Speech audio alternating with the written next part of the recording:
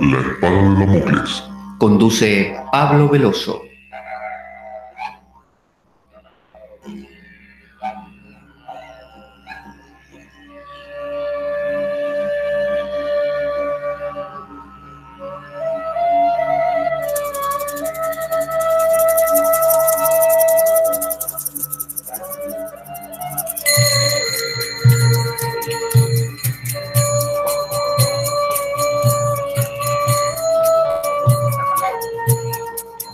Tal como lo cortés no quita lo valiente, así lo hilarante no quita lo profundo. Y dado que la vida es un juego, aquí comienza La Espada de Damocles. La ficción más real que puedas concebir. La Espada de Damocles es un programa que por mera falta de objetividad cree ser diferente. Personajes mitológicos salidos de los más profundos avernos. Leyendas escabrosas y sin sentido. Curiosidades inquietantes e inútiles.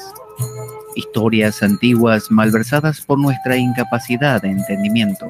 Y cuentos carentes de profundo significado. También pretenderemos sin el menor éxito entender al ser humano en toda su dimensión.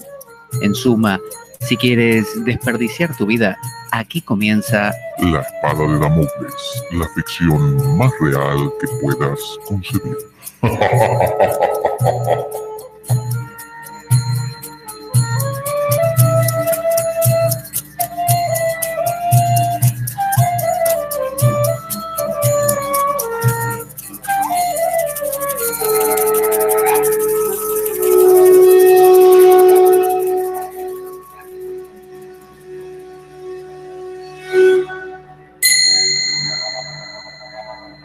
Espada de Damocles. Conduce Pablo Veloso.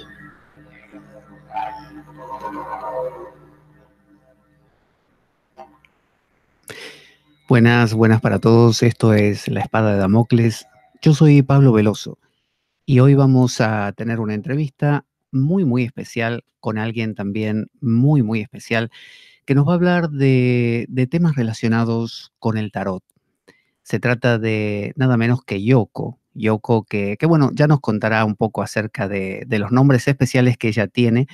Y yo la podría definir así. Yo diría que si a alguien o a alguno de los dioses se les ocurriese tomar todos los tarot que existen en el universo y los que existirán también, los amasaran con un poquito de agua y los metieran en una gran olla como si cocieran ahí un guiso y les empezasen a dar forma, así cual plastilina, ¿no? Y le dieran forma de mujer, sería Yoko. Es la encarnación, yo creo, del tarot. Es la primera dama del tarot. Es una persona que respira tarot, piensa tarot, come tarot, duerme tarot. Y no solo tarot, sino que ya vamos a conocer que también otras artes oraculares que son todas ellas, todas su especialidad. Es alguien que está muy conectada con la historia del tarot, con el funcionamiento, la dinámica del tarot. Es historiadora, además, historiadora de carrera, de profesión, con lo cual su aproximación al tarot es muy científica, podríamos decir, en una de sus vetas, y por otro lado también muy intuitiva. Así que, sin demasiado preámbulo, les presento a Yoko y ya nos contará cómo se llama además de Yoko. ¿Qué tal, Yoko? Hola, querido, mucho gusto. Un placer que estés aquí en La Espada. Y bueno, la charla de hoy tiene como nombre Taroteando entre la interpretación y el juego, entre el juego y la interpretación. Tú tienes una aproximación del tarot que lo plantea como un juego, cosa que a algunos incomoda, ¿no es cierto?, dentro del Sí. mundillo. Un poquito. Un poquito. ¿Cómo es eso? Mira, cariño, el punto es que tanto se ha hablado del tarot, tanto se ha construido y mitificado al tarot, que termina convirtiéndose en algo lejano, ¿sabes? En algo rodeado por un aura de misterio, donde se repite una y otra vez que no se conoce a ciencia cierta el origen del tarot, no se sabe si es algo que llegó por los extraterrestres, por los atlantes, si es una cosa que nos dio Enoch en una especie de canalización con un profeta, no se sabe si viene de Egipto y las láminas doradas. Híjole, es complicado. Lo que tiene maravilloso el tarot, y creo que por eso me atrapó desde el inicio de los tiempos, es su dimensión insólita y fantásticamente humana. El Ujú, tarot va a ser lo que quiera que nosotros seamos. Mira, yo conocí el tarot, me acerqué al tarot cuando estaba, como que te gusta, en el cuarto semestre de la carrera. Y tenía una materia bien bonita que se llamaba Historia de las religiones, ¿no? Era como las diferentes metodologías desde diferentes campos para acercarte al fenómeno religioso. ujú. Sociología, filosofía, un poquito de psicoanálisis, un poquito de Jung, un poquito de todo el mundo. Y en cierto punto nos presentan a los arcanos mayores del tarot de Marsella como pretexto para platicar sobre arquetipos universales. Entonces, en realidad yo comencé acercándome al tarot como un producto que se puede estudiar desde la cultura, como un producto humano, como un producto que responde a una sociedad de determinado tiempo. Ajá. No Ujú. sabía bien todavía qué era. No sabía si era solo este contenedor de símbolos universales, como lo dice Jung. Yo no sabía si funcionaba para la predicción. Yo no sabía si tenía connotaciones mágicas o evolutivas. Sencillamente me acerqué a él como un producto cultural. O sea, Yoko, que lo que estás diciendo es que el tarot tiene distintos abordajes, diferentes abordajes. Hay gente que lo aborda desde lo esotérico, hay gente que lo aborda desde lo meramente intuitivo. Tú lo abordaste inicialmente desde un enfoque de tu carrera, científico, histórico, Cultural. cultural. Y más que científico es humanista, porque en Mm. realidad la gente que hacemos ciencias sociales no somos científicos, estamos muy lejos de, ya sabes, dar verdades absolutas y tener experimentos que repitan siempre el mismo resultado, ¿no? Tienes razón, tienes razón. Entonces, en realidad lo abordé humanista, lo abordé como una fuente de información para entender algo. Entonces, fíjate, mientras iba estudiando esta parte que tenía que ver con arquetipos, al mismo tiempo llevaba una clase de Edad Media, de historia y de cultura en la Edad Media, que de repente empezó a hacer rejuego con eso, ¿sabes? Aunque era tarot de Marsella y sabemos que el tarot de Marsella es posterior, muchas cuestiones alegóricas, muchas cuestiones de la mentalidad de la época, de la transición de la Edad Media al Renacimiento, me iban resonando, ¿sabes? Y decía, espérate, es que esto que estoy leyendo, esto que estoy viendo en clase, estos frescos que estoy viendo en no sé dónde, estas miniaturas, estos textiles, se parece a lo que estoy viendo en los arcanos mayores del Marsella. Entonces, indudablemente, la aproximación fue muy desde la historia de las mentalidades, muy desde la cultura, muy desde lo alegórico, ¿sabes? Desde las representaciones humanas y súper occidentales. Entonces, esto nos lleva a un segundo punto. Cuando la gente dice el origen del tarot es incierto, Ujú. basta solo mirar cuidadosamente los arcanos mayores para darte cuenta que ahí no hay nada egipcio, ahí no hay nada cabalístico, ahí no hay nada extravagante. Es ese mismo sentido alegórico que acompañan las ideas principales de esta sociedad en la transición de la Edad Media al Renacimiento. ¿Cuáles son? Bueno, esta idea del fin del mundo. En cualquier momento viene el apocalipsis y nos Ujú. jodemos, ¿no? Sí. ¿Qué otra idea está ahí? Esta idea escatológica que predomina en la Edad Media y que te dice en esta idea como de evangelizar, ¿no? De crear personas más piadosas, de la belleza no importa, al final por dentro somos descomposición y porquería, ¿no? Y esta como fantasía, este acercamiento hacia lo pútrido, Sí. está ahí mismo, ¿sabes? Entonces, si tú comienzas a analizar estas ideas predominantes, las vas a encontrar ahí. O sea, Están, es como un registro visual, ¿sabes?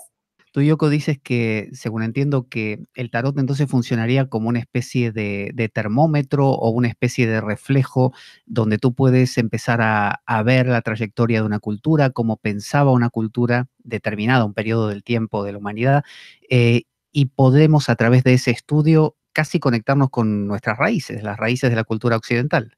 Absolutamente, porque mira, cada época va reinterpretando el tarot dependiendo de lo que está moviendo o inquietando su sociedad. Entonces, en el siglo XV en Italia tenemos estos fabulosos tarots de juego. Sí, gente, son de juego, son de juego, pésele a quien le pese. Y hay pruebas históricas y documentos que comprueban que el tarot es un juego, ¿ok? Pero ¿y a qué se jugaba Yoko con el tarot? ¿Qué es lo que se hacía con el tarot? Se juega como se hace con el bridge, con la canasta, con la baraja española. Son juegos de mesa que son para divertirse, para entretenerte. Pero Pero jugaban todos, por ejemplo, ¿el herrero del pueblo también jugaba o los nobles no? absolutamente. Tienes tarots insólitos como el Sol la Busca, que son obras mandadas a hacer particularmente, además exquisitamente por artistas plásticos, no es una cosa que venga en plantillas que se imprimen, se pinta a mano y además por artistas de época reconocidísimos como Bonifacio Bembo en la Academia Carrara, ¿no? Claro, En la Academia de Artes de Carrara. Pero también tenemos otras versiones que se imprimen, que utilizan otro tipo de planillas y que son accesibles para que los soldados, por ejemplo, en lo que están en una campaña, en una guerra hacia no sé dónde, entre que comienza la batalla o se van trasladando de un sitio a otro, tienen estos breves momentos de esparcimiento y juegan naipes y juegan tarot. Entonces, si tú analizas estos naipes del siglo XV, estos tarots del siglo XV, tenemos un montón de alegorías que corresponden a las premisas del barroco. Y esas son, a partir de las imágenes necesitamos evangelizar, necesitamos crear una contrapartida del avance de la reforma protestante. Ah, vale. Cuando tú pasas a los naipes ya de factura francesa, notas en los naipes que muchas de estas alegorías que tienen que ver con lo piadoso, que tienen que ver con la evangelización, cambian y se secularizan, ¿sabes? Entonces, hay un ejemplo increíble de un besazón, de un mazo besazón, que se produce al tiempo de la Revolución Francesa y figuras como el papa o la emperatriz se sustituyen y entonces en lugar del emperador es el abuelo y al emperador en lugar de corona le ponen un gorro frigio y a la emperatriz le dicen la abuela. Entonces, la Revolución Francesa se cuela en medio de un tarot. Por eso, Continúas. por eso que es un termómetro de cada cultura y de cada cambio político, social, económico, religioso. Exactamente. Cuando tienes esta, como esta fuerza del movimiento de la Ilustración en Francia, tienes un redescubrimiento de culturas antiguas que se habían dejado de lado, como lo egipcio. Entonces, justo en este momento que se redescubre lo egipcio, es que entonces comienzan todas esas atribuciones esotéricas al tarot, como lo hace Coeur de Gibelin, todas estas asociaciones con Thoth, todas estas asociaciones de Papus, todo lo que viene posterior con Aleister Crowley. Pero hablando de Aleister Crowley, perdón, tú analizas lo que hace Aleister Crowley y es una expresión de la revolución intelectual de la transición del siglo XIX al siglo XX. Entonces, el tarot siempre va a estar expresando los procesos de una sociedad dinámica. Por eso es que tú eres una gran coleccionista de tarots, porque imagino que buscas tener, claro, toda la secuencia, desde el primero que puedas encontrar hasta el reciente que salió ahora, ¿no es cierto? Bueno, ese es el pretexto para justificar una adicción, ¿ok? ¿Cuántos tienes, Yoko? ¿Cuántos tienes? Mira, no tengo tantos como muchos amigos que están en Norteamérica y que tienen colecciones brutales, que tienen 400, 500 mazos. No, yo debo de estar como sobre 200 y tuve como un ejercicio de desprendimiento y el año pasado me respiré profundo, me paré frente a la vitrina y empecé a sacar cosas y las vendí. Pero con 200 mazos, ¿qué te queda de casa, Yoko? Pues prácticamente nada, o sea, el problema es que está los tarots y acaso una hornilla para preparar comida y se acabó. Más o menos. Y dime una cosa, cuando hablabas de esto del tarot como elemento de juego, además de como elemento de evangelización o paralelamente, ¿a qué se jugaba antes de que empezaran estas primeras barajas que tú citabas? Mira, lo lúdico es importantísimo. y en nuestra sociedad occidental es uno de sus pilares. Ajá. Antes de que aparecieran estos naipes que traen los árabes, se jugaba básicamente en Europa ajedrez y dados. Ajá. Y sobre todo en los dados al inicio y posteriormente en el tarot, lo que tienes es una representación del universo. Es como reducir nuestra cosmovisión a un microcosmos, a una cosa chiquitita, que al final es esta huella indeleble que va dejando nuestra cultura a su paso. Y la relación entre lo lúdico, entre el jugar, que tú dices que es innato del ser humano, y luego el empezar a otorgar significados, a codificar, que si salen esos dados que son heredados, supongo, de los romanos, si salen esos dados una combinación determinada, puede llegar a significar tal cosa, y para ese soldado que va a la batalla puede tener sentido que le digan que va a triunfar o que no va a morir. ¿Cómo es ese paso o siempre existió a la par? Lo que pasa es que desde que estamos en la Tierra hemos hecho una hermenéutica de las cosas, o sea, un intento de decodificar los mensajes ocultos que tenemos de cosas, atrás de cosas aparentemente normales. El vuelo de las aves, los patrones que se forman en la arena al arrojar un objeto, en las runas, que es como, ya sabes, comprimir a su mínima expresión, a su forma más sencilla, un concepto súper complejo. Entonces, todo el tiempo hemos estado tratando de leer esos patrones que en apariencia no son tan aparentes. Y si nosotros consideramos que la religión y la adivinación aparece súper temprano, súper temprano, desde que somos Homo sapiens, sabemos que el pensamiento mágico, religioso y por ende oracular está ahí. Y este proceso hermenéutico, este proceso de interpretación del vuelo de los pájaros, de las vísceras de los animales, de las nubes o en este caso del tarot, ¿cómo es su mecanismo? ¿Cuál es la dinámica de una persona que se planta frente a unas cartas y cómo es que esas cartas hablan? Mira, partamos del punto que el tarot es una pasada. El tarot, al ser juego, creo yo muy particularmente, que es una especie de caos primigenio, ese mismo caos, ese mismo material del que están hechos los sueños y están hechos los mitos. Recuerda que siempre que vamos a contar una historia de cómo se creó el mundo, sin importar la cultura a la que estemos hablando, tenemos un caos, un desorden, ¿sabes? Un desmadre, como decimos en México. Sí. Y poco a poco vamos tratando de organizar el tiempo, el contenido, las conductas, una genealogía de dioses. Con el tarot pasa lo mismo, es un desmadre. Al final no terminas entendiendo a ciencia cierta qué es el tarot.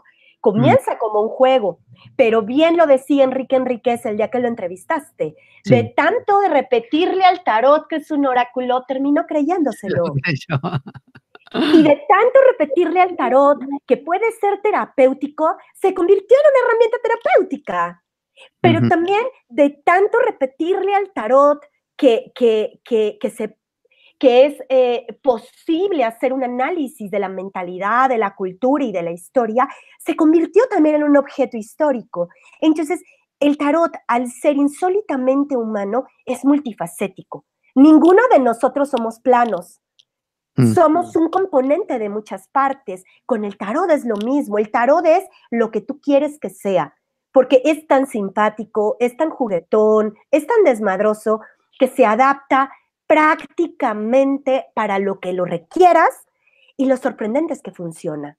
O sea, Yoko, que no tiene entonces un uso espurio. O sea, no hay el uso correcto y el uso, digamos, distorsionado. Mira, yo creo que decir eso sería muy sectario. Porque, mira, si somos muy puristas y nos vamos a las fuentes, descartamos toda una historia esotérica del siglo XX diciendo, esto siempre fue un juego. Y hay pruebas históricas y se puede comprobar a partir de los documentos. Y frente a las pruebas fehacientes, no puedes negar las cosas, porque te quedarías como un loco, ¿ok? Entonces, si nos fuéramos a las pruebas fehacientes, lo dejaríamos solo en el sentido de jugar, que entre paréntesis, todavía en Francia tenemos asociaciones de juego que conservan las reglas del juego y tienen torneos y son como muy celosos en su conservación, sobre todo en Lyon, ¿ok? Pero más allá de eso, tenemos otro ratote de historia donde tenemos que se nos cuelan elementos herméticos, se nos cuelan elementos mitológicos, y también funciona para entender la época. Y cuando llega este boom esotérico a partir de Cour de Gibelin, no podemos negar que también hay una codificación de elementos esotéricos ahí, pero también con la explosión de la posmodernidad y la necesidad de sentido y de arraigo, yo no puedo descartar que esos elementos que se representaron ahí sean una expresión del inconsciente colectivo. Pero lo que es curioso... Perdón, ni tampoco un vehículo del arte. Hay mucha gente haciendo ahora pintura, arte, performance, ópera asociada con tarot. Y todos los usos son válidos. Uno no excluye el otro. Lo que me llamaba la atención, Yoko, es que desde el siglo XV hasta hoy, el formato del tarot persistió. Es decir, ha habido todos estos cambios que tú citabas, el de Marsella con su laicización, luego la esoterización de Kurt de Gébelin del 1800 en adelante, o 1700, pero no cambió el patrón original, es decir, ese formato, esa matriz de 22 arcanos mayores, 56 menores, podrían haberlo variado y no varió. ¿Por qué será? Sí varió. En el siglo XV tenemos experimentos brutales. Hay que recordar mazos como el Minquiate, que no son estos 78 arcanos, tenemos 92, 94, no recuerdo exactamente. Sí, es verdad. Y sobre todo, por ejemplo, en Marsellas, que cambian de acuerdo o bueno, no Marsellas, pero sí pseudo Marsellas, por poner una categoría, Sí. como los que se elaboran en países protestantes y específicamente en el tarot flamenco o Bandemborre, tenemos sustitución y cambio de imágenes. Ahí no tenemos una sacerdotisa, ahí tenemos el capitán español, por ejemplo. Ahí no tenemos un papa, tenemos Baco. Entonces, sí hay variaciones en cantidad y en modelos de representación, lo que, como bien lo decías, al menos en el grueso, exacto, se mantienen los mismos elementos base. Yo creo que aprendemos mucho entendiendo cambio y continuidad que solo centrándonos en un patrón específico. Si alguien quiere aprender tarot y se concentra solo en TDM1 o TDM2 porque está de moda el Marsella, entonces si quiere ser guay, lees Marsella y los demás, ya sabes, pierden cualquier cualidad, cualquier validez, pues en realidad te estás encasillando en algo, en un solo patrón. Tú tienes un sistema que le cuento a la gente que has desarrollado, que es de estudio comparativo y es muy distintivo, es un sistema muy singular que me gustaría que nos cuentes, que es esto que acabas de perfilar recién, este sistema de ir comparando en lugar de meterte a estudiar un solo tarot. ¿Cómo es esto de estudiar estas repeticiones o ausencias, ¿no? en los distintos mazos? ¿Cómo lo llevas con la gente? ¿Cómo es? Ok, mira, el tema con el tarot comparativo es que fue la manera natural en la que terminé derivando mis propios estudios de tarot. Antes de enseñarlo, antes de lo que sea, mis propias aproximaciones. Si bien yo ya venía trabajando en historia del arte, con cuestiones de comparativa de imágenes, y ya venía haciendo mitologías comparadas por estas mismas deformaciones de lo que estudié, sí. Lo lógico fue que dijera, a ver, vamos a buscar continuidad y cambio en la representación de las imágenes para entender qué es lo que se está representando detrás. Pero abusados, para poder hacer un decente tarot comparativo que lleve cierta validez, cierta rigidez, ¿sabes? Necesitamos tomar una muestra de mazos que sea representativa. Entonces, tú puedes tomar un par de mazos del siglo XV que aunque sean de juego, nos van a hablar un poquito de cómo se va conformando la personalidad del tarot. Claro. ¿Qué va representando de la sociedad, ¿no? De la época. Tomaríamos entonces una muestra representativa también de los llamados tarots de Marsella y proto-Marsellas. ¿Cuáles son los que a nivel de trazo, de volumen, de perspectiva, históricamente hablando, son los más importantes? Y posteriormente, brincando hacia el tarot esotérico, cuáles son los que nos hablan de estos hitos en los cambios de la concepción del tarot. Entonces, aquí esto lo aclaro porque cuando empecé a subir estas imágenes de tarot comparativo, a la gente dijo, ay, qué bonito está eso de mirar, porque es algo natural en el ser humano. Y empezaron a colgar fotos, pero comparando tarots modernos, tarots de fantasía. Entonces ponían, por ejemplo, el tarot de Barbara Walker, ponían el tarot de Madre Paz y ponían el before, el after y el viceversa tarot. No, o sea, no, por favor. Eso no es una muestra representativa. Obviamente hay una mercadotecnia actual del tarot.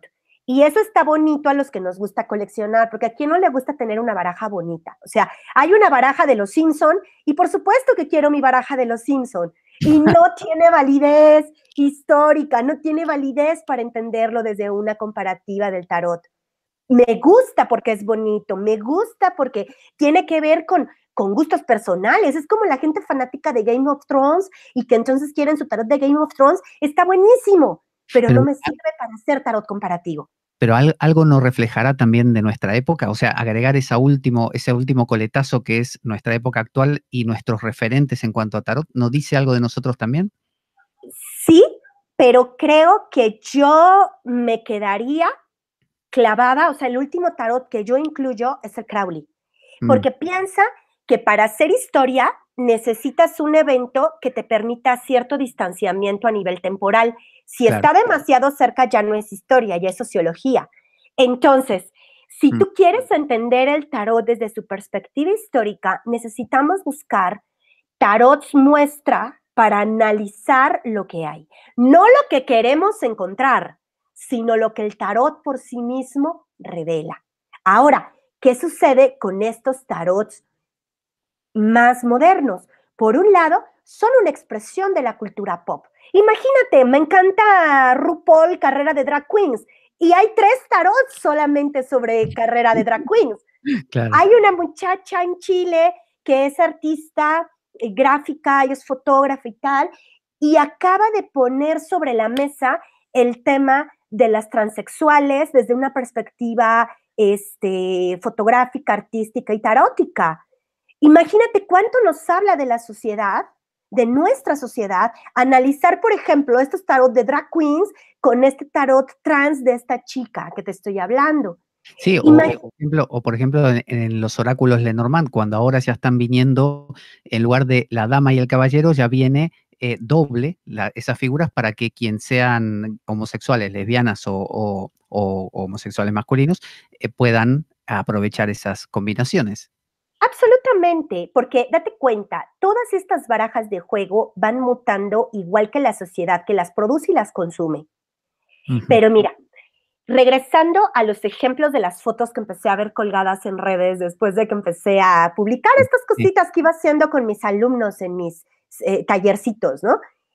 Si tú pones un arcano con el Rider White y pones el After Tarot y el Before Tarot, no sirve para hacer tarot comparativo, abusado. Eso no es un patrón válido para entender el símbolo. Sin embargo, es útil. Es útil para imaginar. Piensa cuán larga es la tradición de escritores famosos que han recurrido al tarot y a los oráculos para escribir. Bueno, hay una tradición larguísima. Me haces acordar a el castillo de los destinos cruzados de Italo Calvino, claro. Entonces, tú puedes, o sea, no sé si has visto estos dados también de storytellings, sí, que tienen diferentes como elementos. Los tiras y tienes que crear historias a partir de eso. Entonces, ¿en qué medida yo pondría esta como secuencia de imágenes?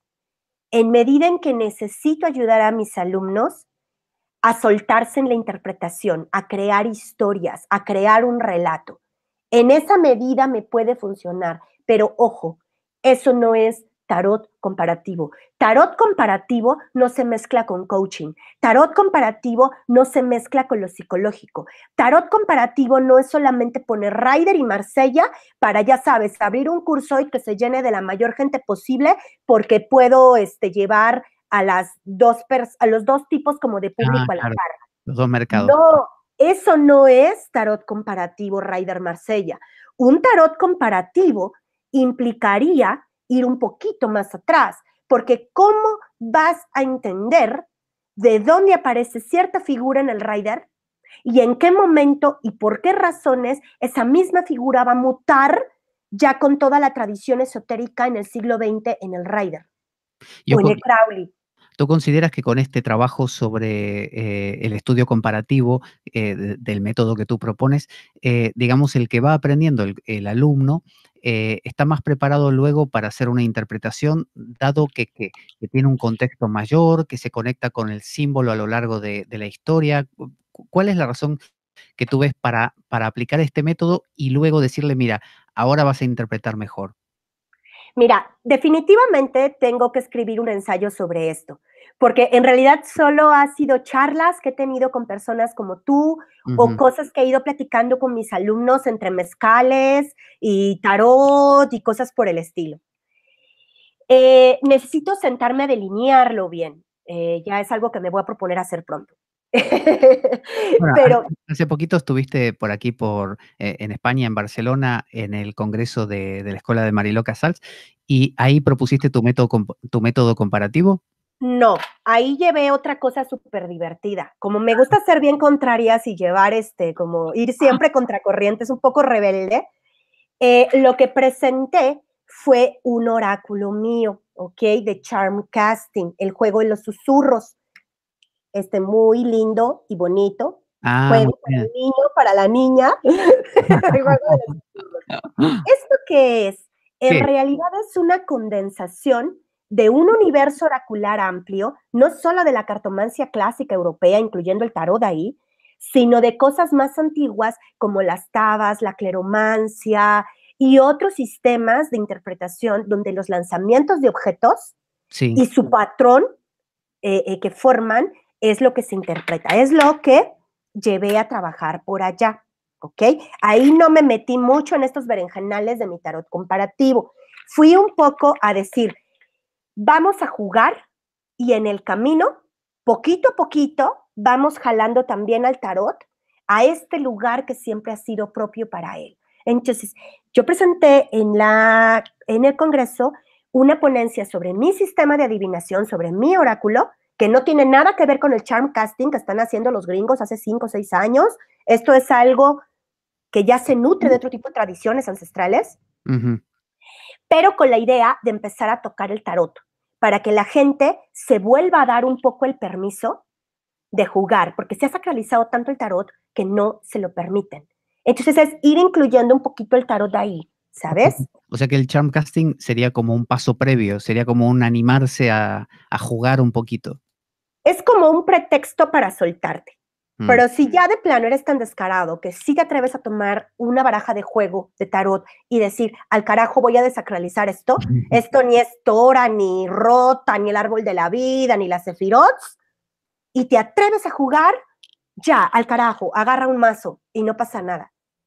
Pero hablando del método, que era lo que me preguntabas antes de que nos desviáramos con el charm casting, Sí. en realidad me insistieron mucho en enseñar tarot y yo era tenía mucha resistencia porque para mí era tan importante el tarot, tan identitario para mí, una herramienta tan contestataria que no quería compartirlo. Decía, te enseño oráculos, te enseño Lenormand, te enseño lo que te dé la gana, pero el tarot es mío. Hasta que finalmente me dieron suficiente de alcohol como para convencerme y dije, está bien, voy a enseñar tarot. Y abrí mi tallercito de tarot comparativo. Yoko, ya le digo a los oyentes, tenemos el método para que Yoko nos enseñe un poco de mezcal, ¿no? Con mezcal funciona. Un mezcalito y funciona. Entonces, ¿te acuerdas que hace unos días teníamos una plática privada y concluíamos que tú realmente aprendiste algo, realmente tienes un dominio de la materia cuando eres capaz de transmitirlo de manera fácil y de manera lúdica? Entonces, el haberme sentado a enseñar tarot después de tantos años estudiándolo fue como una prueba de fuego en medida en que me llevó a concretar, aterrizar y explicar con peras y manzanas un concepto que se puede sonar complicado, porque a lo mejor me siento con otro historiador y me entiende de volada esta cuestión de la comparativa de las imágenes, o piensa un lingüista que haga semiótica, puta, le va a agarrar en 3 segundos, pero piensa que en ese primer grupo que tuve había amas de casa, tenía amigas que son DJ y que además hacen un poco de tarot de Marsella, y entonces también tenía un muchachito, por ejemplo, que es estudiante de arquitectura, y al mismo tiempo tenía otra amiga mía que es historiadora y bibliotecóloga, perdón. Entonces, yo tenía gente que tenía un contexto, un background intelectual profundo, y tenía alguien que decía, pues bueno, vengo de dejar al niño en la escuela, ya estoy aquí sentada, vamos a estudiar tarot. Claro. Entonces, lo que tuve que hacer fue como un ejercicio más como de mayéutica, ¿sabes?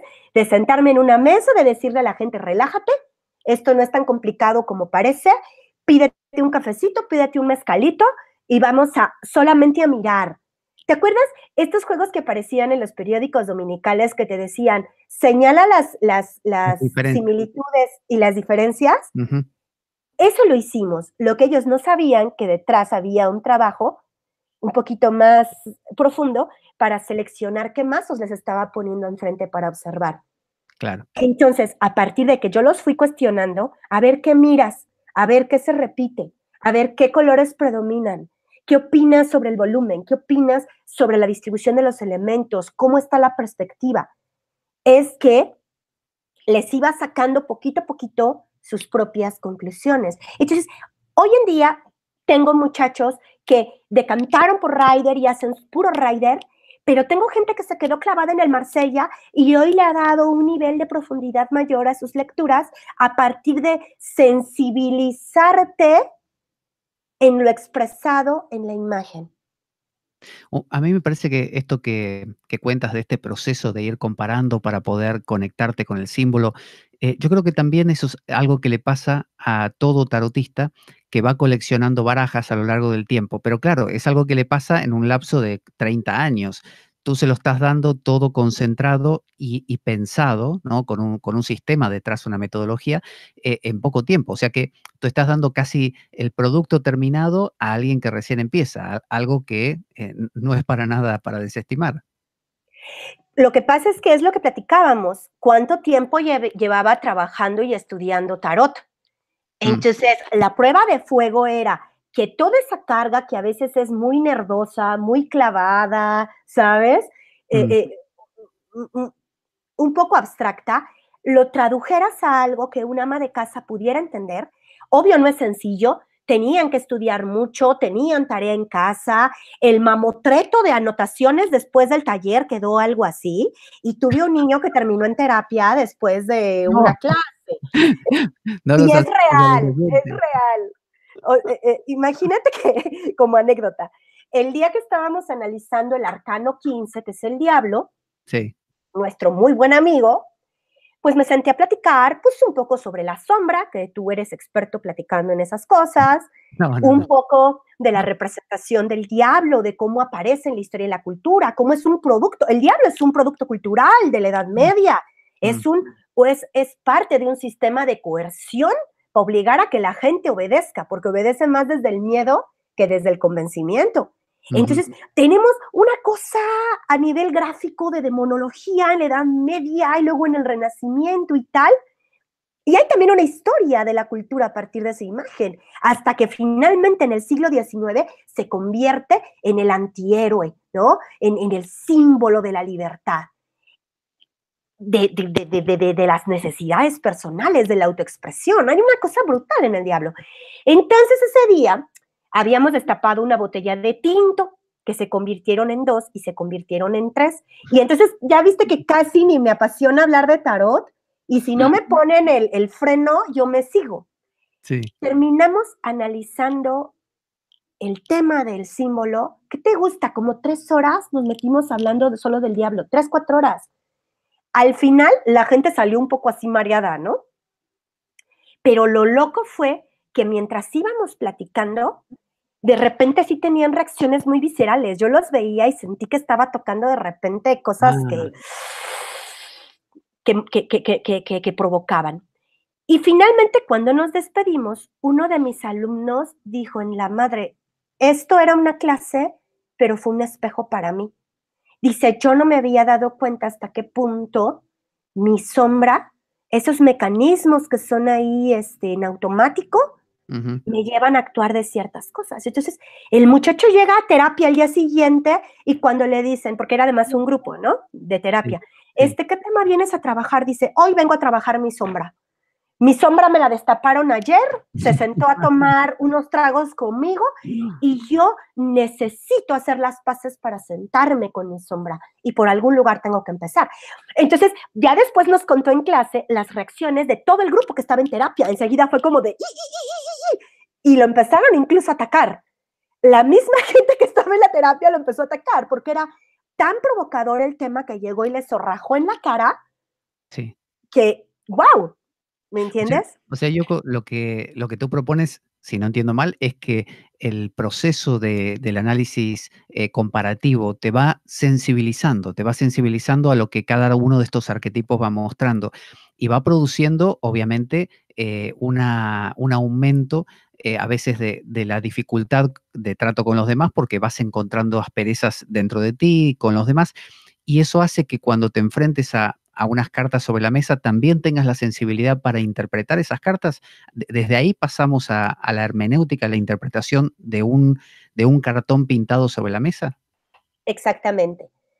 De hecho, es lo que yo defino. Este término no lo saqué de ningún lado, es una cosa que me inventé en una noche de mezcales, ¿ok? Es lo que yo defino como pensamiento tarótico.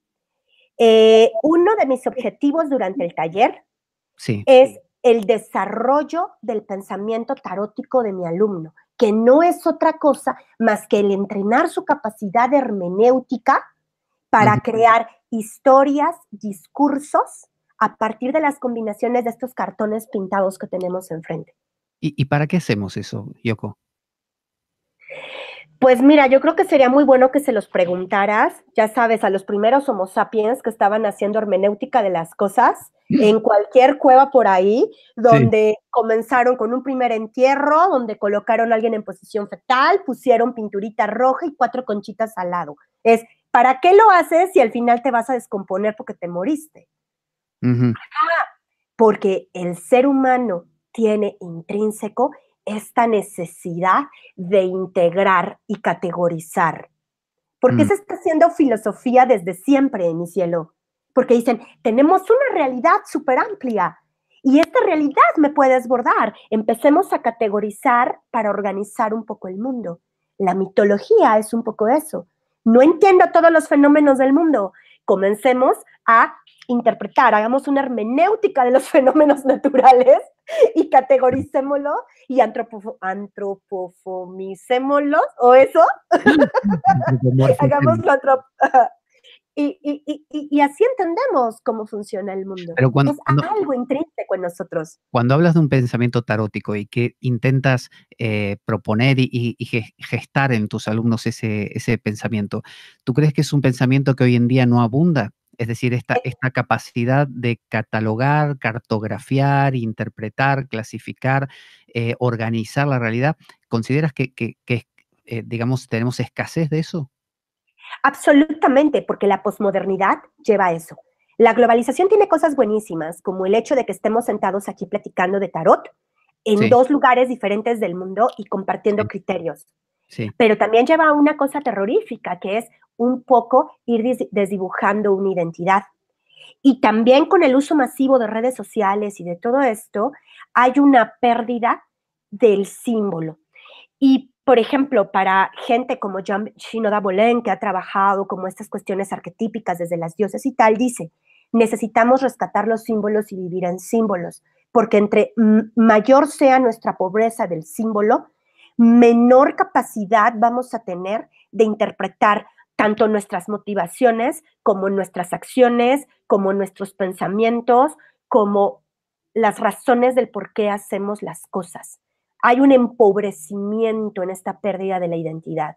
Entonces, decían, no es que vamos a empezar a adorar otra vez a las diosas del panteón romano, por ejemplo, pero volver a hacernos consciente de toda esa sabiduría arquetípica que están en estos símbolos que se han construido a lo largo del tiempo, nos dan identidad y nos dan sentido. Mira, te voy a poner un ejemplo. A ver.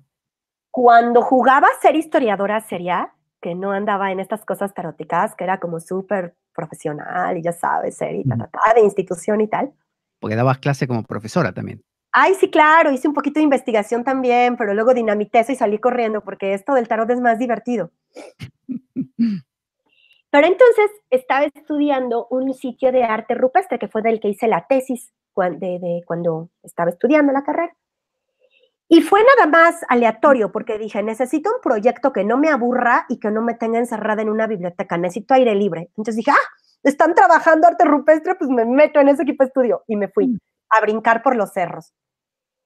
Pero detrás trajo una enseñanza de vida impresionante, porque tú llegabas y hacías el trabajo técnico, que era el levantamiento fotográfico, no sé qué, Pero entonces todavía tenía sociedades que viven alrededor de esos sitios que le siguen dando significación, tanto al paisaje como a las pinturas que están ahí. Pero además te siguen contando los mitos de lo representado ahí, como historias en determinadas fiestas religiosas del año. En unas fiestas súper locas, donde la mitad o el barnicito es católico, pero detrás está el paganismo a todo lo que da. ¿Sabes? Estos mismos rituales indígenas de antes de la conquista están ahí. Entonces, hay mucha gente que respecto a eso diría, bueno, eso es retrógrado, es volver a algo animista, volver a, como tú decías hace un rato, a adorar a las diosas del panteón. ¿Por qué no volcarnos a la ciencia que nos permite, no sé, darle un interruptor y que se encienda una luz y las cosas funcionen? ¿Cuál es el problema de dejar de lado ese trasfondo antiguo? Ahora voy. Para concluir rápido el tema este del arte rupestre, en realidad había un sentido entre esas pinturas que fueron hechas hace siglos, entre la sociedad que seguía reactivando y reviviendo el mito con cada fiesta, cada año, y al seguir contando esas historias. Entonces, la identidad estaba claramente asentada. Ahí no tenías tantos problemas ni mentales ni emocionales como los que necesitamos terapia aquí en la ciudad. Un poco como la época medieval, ¿no es cierto? En la época medieval, el hombre renacentista y medieval también vivía en ese marco, en la cristiandad, digamos. Y mira, muchas de estas personas que yo conocí ahí, no es que sean tontas, ¿eh? Son gente con estudios, tanto en humanidades como en ciencias, como en un montón de cosas. Pero estos temas que se arraigan desde la fe y desde la identidad, te dan un sentido muy diferente para salir adelante con dignidad frente a un mundo globalizado donde se ha perdido el sentido de las personas, de las cosas y de su cultura primigenia. Y yendo al segundo tema que planteas, ¿por qué no instalarlos desde la ciencia? Porque la misma ciencia, cielo, no tiene certezas absolutas. Por algo hay una filosofía de la ciencia y hay gente que todavía está debatiendo en las universidades, platicando y hablando de por qué la ciencia no es 100% factible. Y esta ruptura la dio la revolución intelectual de la transición del siglo XIX al XX. Con la aparición de la física cuántica, se nos cayó toda la regularidad que teníamos respecto a las verdades absolutas en la ciencia. Todo es relativo. Mira, estoy de acuerdo con lo que dices plenamente, pero me gustaría igualmente sacar a colación de nuevo un detalle de eso. Mucha gente puede estar pensándolo. Tú tienes ahora puestos, por ejemplo, unos auriculares, ¿no? Unos audífonos. Alguien diría, ¿de qué te sirve el pensamiento, entre comillas, mágico, pensar en, no sé, en los arquetipos, si no te va a contribuir en absoluto, sino que te va a estorbar inclusive para poder fabricar o crear más de esos auriculares o ordenadores o mandar un cohete a la luna? O sea, no estorba el pensamiento mágico. Lo que pasa es que una cosa no es excluyente de otra. Mira, te voy a poner un ejemplo.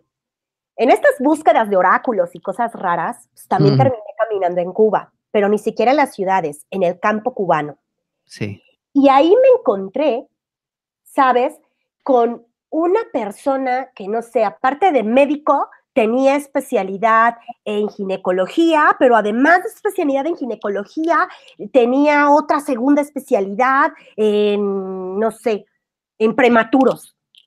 Y esa misma gente formada dentro de la ciencia, absolutamente científicos, gente que está como, no sé, que estudió bioquímica y que está en el IPK, por ejemplo, tratando las enfermedades tropicales de la manera más brutal, cuando se quitan la bata del laboratorio y llegan a casa, le encienden una vela a sus ancestros, porque una cosa no excluye a la otra.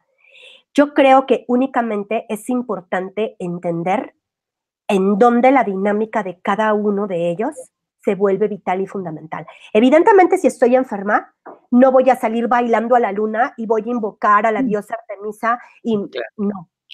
Sabes que eso es del médico, del facultativo, eso es ciencia, tienes que ir directo a su campo como súper bien definido. Pero la ciencia no lo explica todo y es donde entra ahí esta organización del pensamiento mágico y del pensamiento cosmogónico y mitológico. Hay cosas que al menos nos dan cierta tranquilidad, si quieres mental, no es de que eso exista necesariamente, pero al menos te da sentido en tu universo mental. Mira, el mismo perdona, con esto termino. El mismo Jodorowsky decía, qué raro que en estas sociedades que tienen estas prácticas de disociación de la mente consciente, como en el espiritismo afrocaribeño, donde la persona se desprende del consciente y entra a una especie de potencia o ser o espíritu en el cuerpo, dice, tiene menos problemas mentales que una persona racionalista, completamente ecuménica, ¿no? Que alguien muchísimo, no sé, alguien ateo en Occidente. Dice, es que hay algo, dice, que se sana dentro de nuestros procesos mentales al abandonarnos sencillamente al vivir en símbolos, porque seguimos soñando en símbolos, seguimos imaginando en símbolos. Nadie sueña texto, soñamos imágenes. Claro que sí. Porque así funciona la mente. Entonces, sería como recuperar una conexión con una dimensión más onírica, más intuitiva. Exacto. Que propicia, según decías, la reflexión, propicia la capacidad del ser humano de reflejarse justamente, de observarse, de tomar una distancia de sí mismo, del sí mismo, me refiero a individuo racional, y desde la irracionalidad, desde lo absurdo inclusive, poder observarse con otro rostro. Y me parece que eso vincula con algo que tú haces que es muy curioso, que quizá podamos hablar con más extensión en otra ocasión, pero ahora podrías dar unos lineamientos y que sé que estás por dar algo de eso, que es nada menos que la bola de cristal. Fíjate, lo que pasa es que la bola de cristal es muy taquillera porque hay todo un estereotipo, ya sabes, de la gitana de feria, la carpita, alguien haciendo unos pases mágicos, ya sabes, y entonces te dicen, no, ¿qué crees? Te vas a morir, ¿no? No, mira, la bola de cristal es súper interesante pensando en que tiene origen en uno de los oráculos más antiguos, que es la hidromancia. ¿Vale?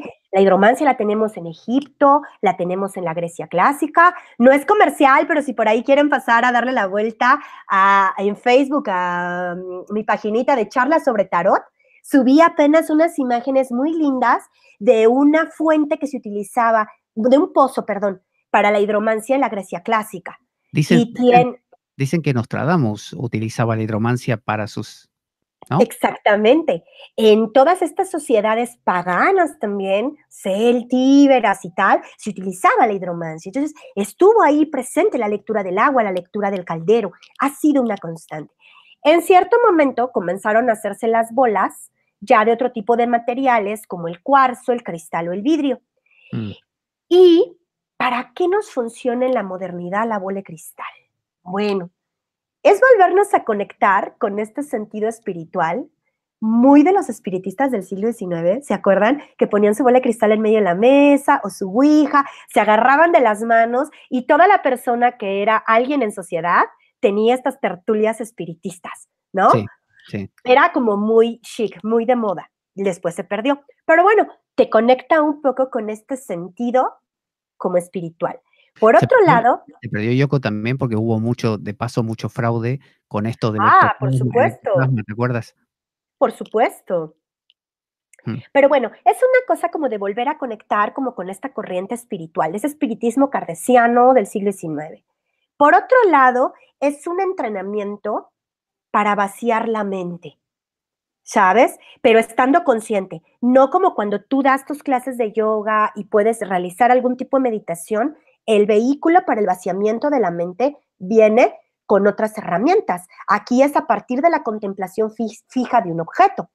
Viste que las viejas suelen decir, yo me acuerdo de las abuelas que decían, no dejes la mente en blanco porque entra el diablo.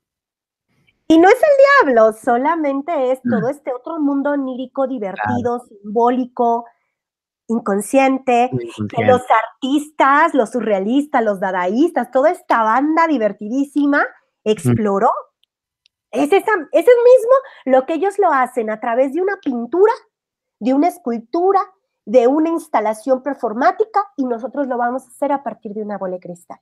Entonces, hay dos cosas, dos vertientes que tú puedes tener con la bola de cristal. Puede ser solamente que permitas que estos símbolos aparezcan sin que le des una connotación predictiva, solamente es, vamos a ver qué hay en mi mente loca. Voy a apagar el ruido de la televisión, de las redes sociales, de todo lo que me distrae, y vamos a ver qué se está gestando en mi mente.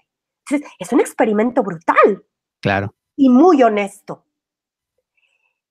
Pero para quien tenga la creencia más espiritual, más de yo puedo conectar a partir de mis seres guía, tacatá, tacatá, como en el espiritismo kardeciano, es un vehículo muy, muy, muy como válido, ¿sabes? En este mundo lleno de pseudochamanes, donde ya cualquiera saca un tamborcito, aunque no pertenezca ni a esa cultura ni nada, donde se hace también un chamanismo light, y donde ya cualquiera saca unas cartas como de Dora en Virtue que te conectan con un ángel o con tu animal de poder. Al menos vamos a aclarar que Dora Virtue es una creadora de unas barajas de oráculos, ¿no? De tarot de Los Ángeles, que vendió cantidades. Después se convirtió al cristianismo y pidió por las redes sociales que todos quemaran esas barajas porque eran del diablo y que ella ya no las quería. Una locura. Entonces, es una aproximación más honesta y más personal, como sin gurús, que también ese es otro problema. Por algo las sectas han proliferado en la posmodernidad, porque la gente necesita aferrarse a algo. Claro. Y al menos la bola de cristal te permite entrar a este mundo interno, sea desde la fe o sea desde tu mente, desde lo que está detrás de bambalinas en tu mente, y lo puedes traer al aquí y a la hora de una manera como dosificada, amigable, y ya lo que hagas a partir de eso es tu bronca, ¿sabes? Es tu Genial. problema. Yoko, como ya nos queda muy poquito tiempo, de hecho ya estamos en la hora, te propongo que esto de la bola de cristal, que es apasionante, los espejos negros también, que están incluidos en eso seguramente, podemos Sí. hablarlo en otra ocasión. Si quieres podemos ver los comentarios de la gente y si quieres responder Sí. ahí A ver, alguna pregunta. vamos a ver, porque me clavé tanto platicando que ni siquiera me fijé en los comentarios. Quería Soy compartir. terrible. ¿Tú si ves alguna pregunta?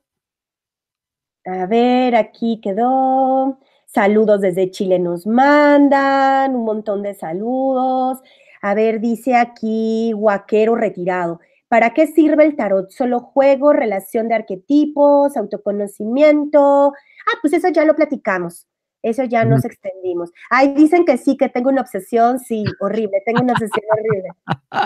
Dice Guaquero que para él solo es un adorno y que se ve bonito tenerlos, pero por supuesto, hay tarots que solamente me levanto en la mañana y digo, ay, qué lindo eres.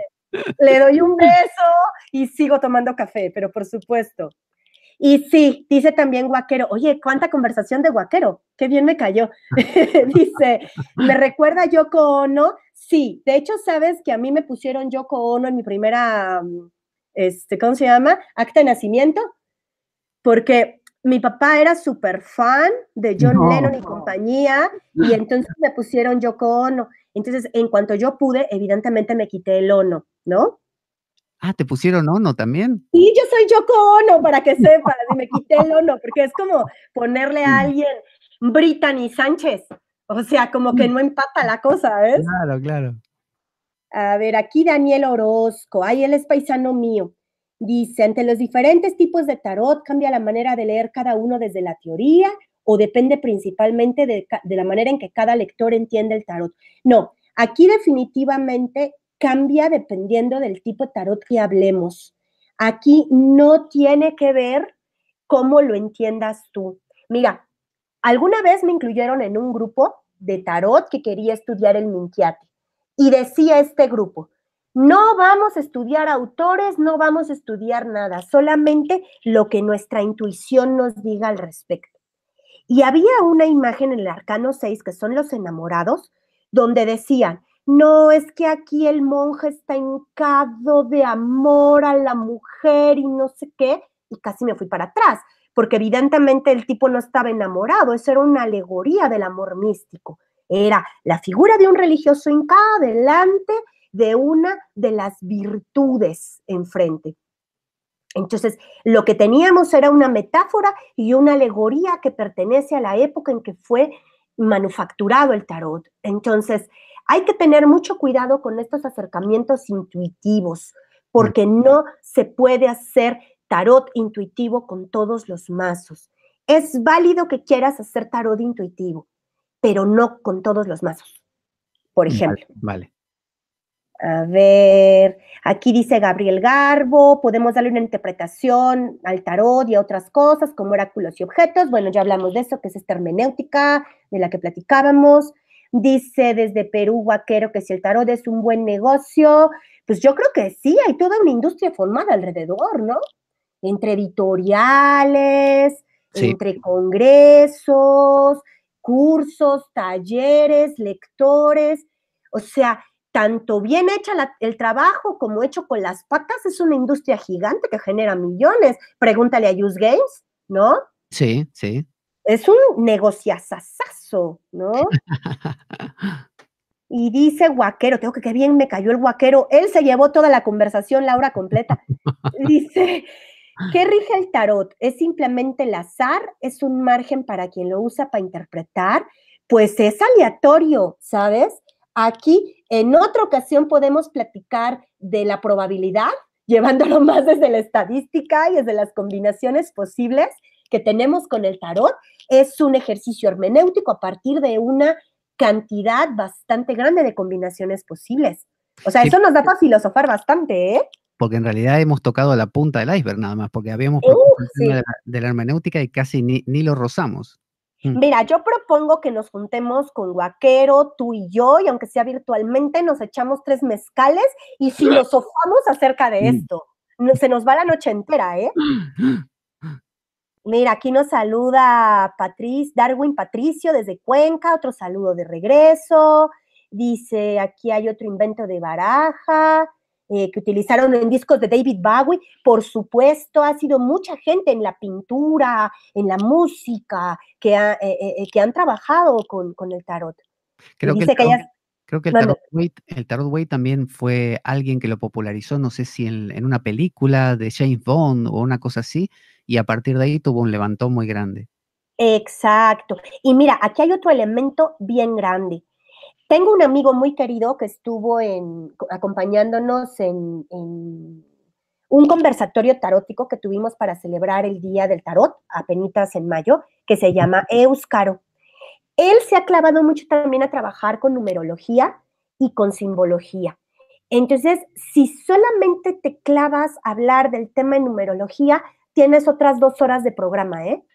Y si te agarras a Éuscaro, que habla hasta por los codos igual que yo, olvídate, te vas a amanecer. Aquí también, Mande. aquí también saluda a Oscar de Valle, que desde Málaga, que sabía yo que nos estaba viendo, que bueno, que él es un gran, que lo voy a entrevistar la semana siguiente, de paso lo anuncio.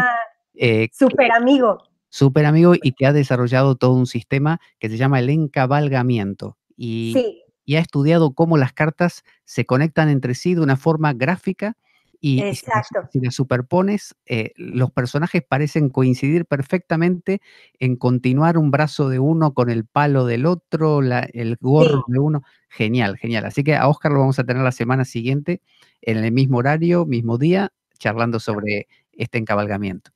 Fíjate que yo lo sigo hace muchos años, justo porque las imágenes que propone te terminan moviendo a algo, son altamente provocadoras y Sí. son geniales. Entonces, hace mucho tiempo yo lo sigo en estos experimentos. Eso sí es como una intuitiva del tarot, ¿sabes? Que no es descabellada. Eso me gusta. Mira, aquí Guaquero, te digo que hay que echarnos unos mezcales con Guaquero. Pone tarotista, taróloga o tarotónoma. Pues ninguna de las tres. Porque, ¿te acuerdas que antes era término tarotista? Entonces, toda esta banda jodorowskiana se quiso distanciar y entonces empezaron a inventar sus tarólogos. Pero entonces después en Argentina hubo otro movimiento que dice, no, somos taromantes porque hacemos evolutivo, ¿no? Sí. No predictivo. No, yo soy cartomante porque le entro a todo. Le entro a Lenormand, le entro a tarot, juego con tarot, hago tarot predictivo. Yo sí admito públicamente que hago tarot predictivo, por ejemplo, aunque suene muy provocador, pero también hago análisis de la imagen. Entonces, tú eres un cartomante. Eres un oráculo viviente, así que incluyes todo. Ay, pues bueno, aquí está Oscarito. Kalila dice que se quedaría con todo el día. Pues mira, hay que invitarla también en este chat multitudinario con mezcales. Ay, Mercedes, un saludote grande, mi amor. Muchas gracias. Aquí dice mezcal o tarot. ¿Con cuál se queda, Yoko? Pues con los dos. Me quedo con los dos. Aquí dice que me invites otra vez, pero por supuesto. Claro. Por supuesto, por supuesto. Yo estoy compartiendo la pantalla del chat, espero que se esté viendo, no sé si todos la ven, espero que sí. Ay, mira, un saludote a Oráculo Bellini Menta. A esta niña es interesantísima, tuve el honor de conocerla en Barcelona, en el Congreso. Ajá. Ella rescató el uso de un oráculo poco trabajado hasta hace unos años, el oráculo Bellini o Bellini o Belline. Depende cómo se pronuncie. Es un oráculo que pertenece a este universo de las síbilas, como el Lenormand, pero que lleva ya la introducción de elementos tanto masónicos como astrológicos y cabalísticos. Entonces, es muy, muy, muy así de esta tradición clásica. Ella lo retomó para habla hispana y se ha metido mucho a estudiar y a difundir mucho, a divulgar mucho sobre este oráculo. Entonces, ojo y sígala en redes sociales porque es una muchacha súper interesante, ¿eh? Para aclarar, para los que no sepan, cuando Yoko habla de oráculos, se refiere a una especie de rama paralela al tarot, pero que es hija del tarot, que son oráculos que provienen de distintos países. Por ejemplo, hay oráculos franceses, hay oráculos alemanes, hay oráculos italianos, como la Sibila italiana, el Belín, o como se pronuncie, proviene de Francia también. Muy interesante. Exacto. Y tenemos los de la cartomancia clásica como estos y los de origen ancestral, donde entra la lectura de huesos, donde entra la lectura del maíz, donde entran las runas, etc. Mira, aquí también está Paquito Cisneros, un abrazote, mi rey, a Guadalajara. Este es otro niño que es súper interesante porque él de formación es filósofo y se tiró de cabeza al tarot, ¿sabes? Entonces, es gente súper interesante para platicar. Es que el tarot tiene eso, una vez que te metes, no puedes salir. Sí, sí, tiene eso, que una vez que te atrapa, te jodiste.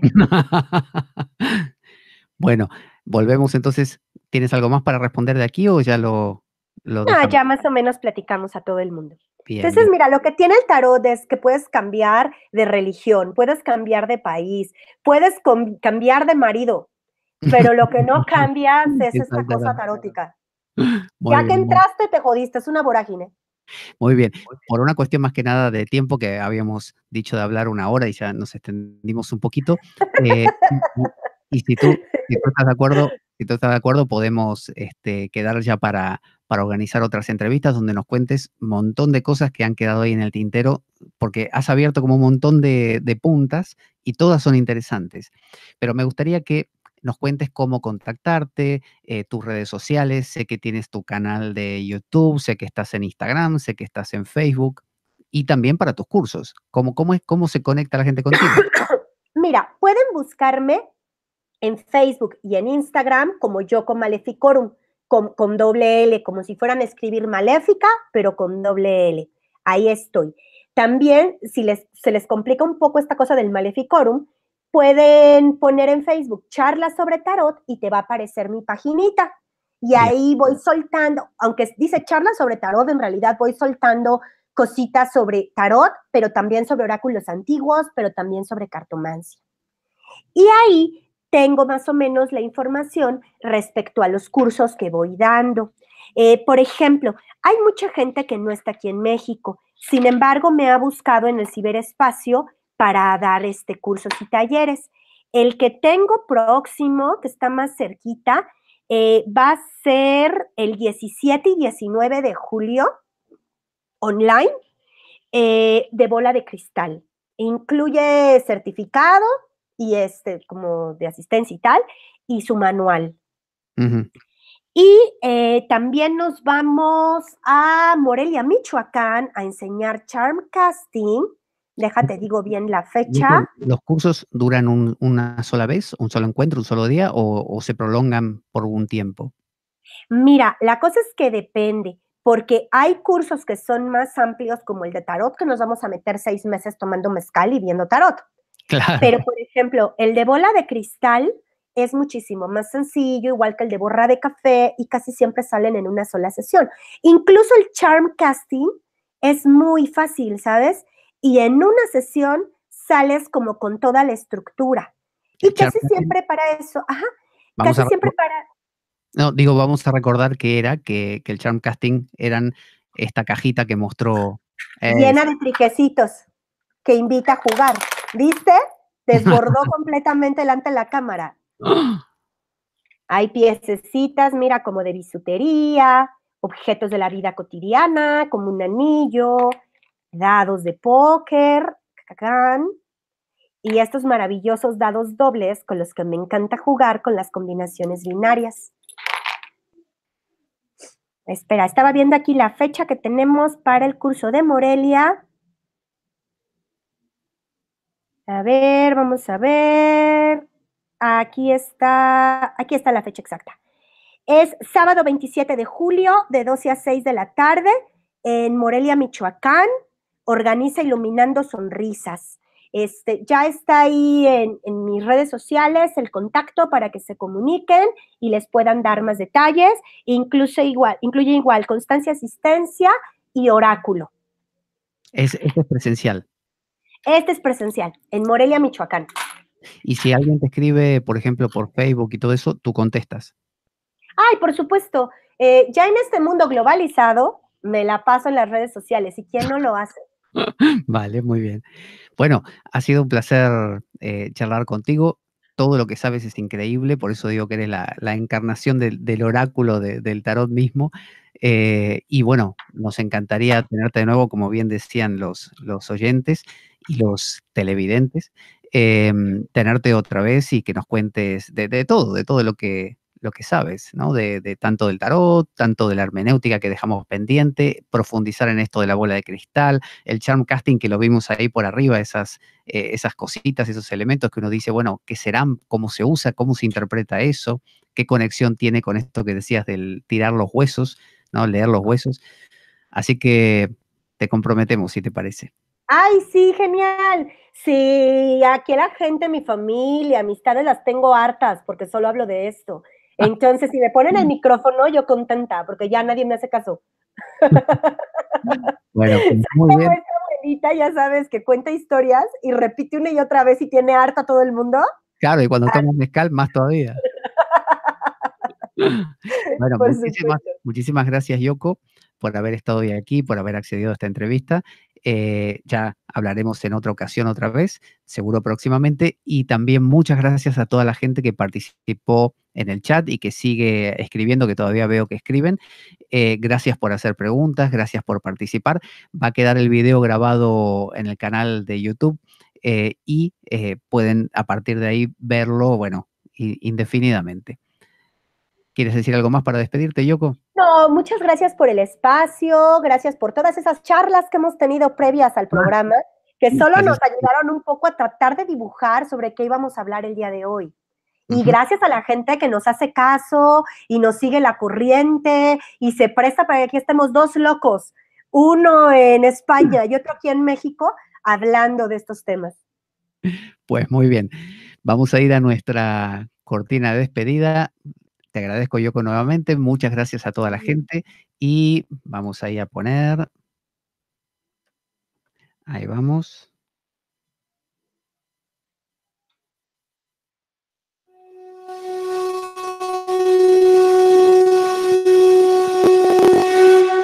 Esto es La Espada de Damocles. Yo soy Pablo Veloso. Muchas gracias a todos. Buena vida, buena semana y avanti, damocleanos. La Espada de Damocles. Conduce Pablo Veloso.